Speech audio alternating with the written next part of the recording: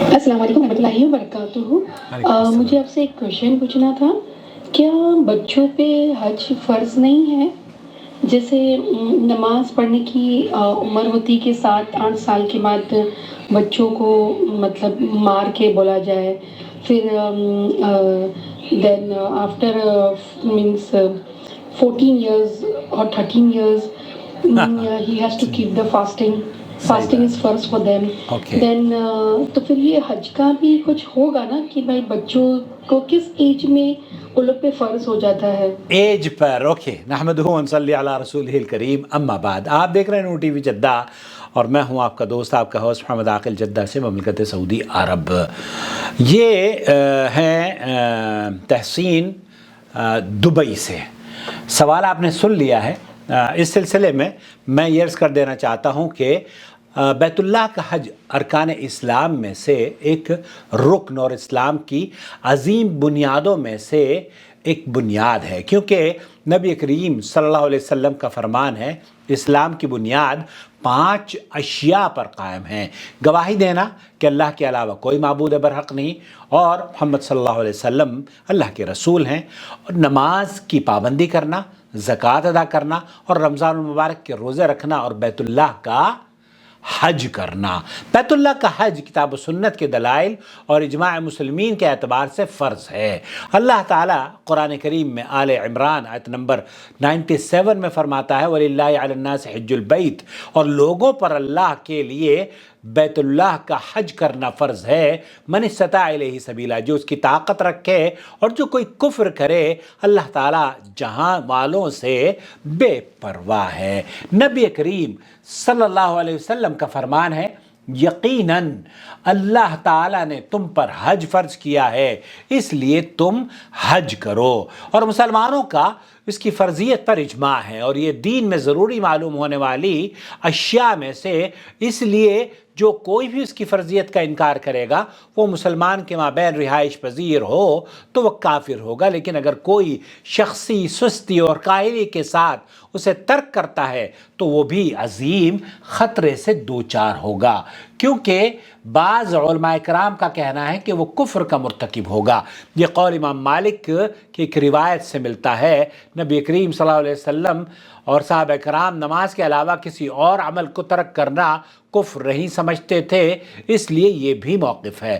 اس لیے جو کوئی بھی حج کرنے میں سستی اور کاہلی کا مظاہرہ کرے حتیٰ کہ اسے موت آ جائے تو وہ راجح قول کے مطابق کافر نہیں، لیکن یہ بہت بڑے اور خطرناک معاملہ اور اپنے آپ کو ہلاکت اور بربادی میں ڈالنے کے مترادف عمل ہوگا۔ اس لیے مسلمان کو اللہ تعالیٰ کا تقوی اختیار کرتے ہوئے جب حج کی شروط پوری ہو جائیں تو فوری اور جتنی جلدی ہو سکے حج کر لینا چاہیے، کیونکہ جتنی بھی فرض اشیاء ہیں وہ فوری طور پر سر انجام دینی چاہیے، لیکن اگر اس کی تاخیر میں کوئی دلیل ہو تو کوئی حرج نہیں، یا کوئی شرعی عذر ہو۔ ایک مسلمان شخص اس پر کیسے راضی ہو سکتا ہے کہ استطاعت کے باوجود بیت اللہ کا حج نہ کرے اور وہاں تک آسانی سے پہنچنے کی سہولت ہونے کے باوجود ترک کر دے، اور وہ اس میں تاخیر کیسے کر رہا ہے، حالانکہ اسے علم ہی نہیں کہ ہو سکتا ہے اس سال کے بعد آئندہ سال وہ باقی رہے گا یا نہیں، ہو سکتا ہے قدرت اور طاقت ہونے کے باوجود اس سے وہ عاجز ہو جائے اور مالدار ہونے کے بعد فقر و فاقہ اور تنگ دستی کا شکار ہو جائے، آئندہ برس اسے موت آ جائے اور وہ حج کے وقت زندہ ہی نہ رہے، اس لیے اسے فوراً ادا کرنا چاہیے۔ فرضیت کی، حج کی جو فرضیت ہے، جو آپ کا سوال ہے تحسین، اس کی پہلی شرط یہ ہے کہ ایک آدمی مسلمان ہو، اسلام ہو، اس کی ضد کفر ہے، اس لیے کافر پر حج فرض نہیں، بلکہ اگر کافر حج کرے تو بھی اس کا حج قبول نہیں ہوگا۔ تو بنیادی چیز کیا ہے؟ اسلام۔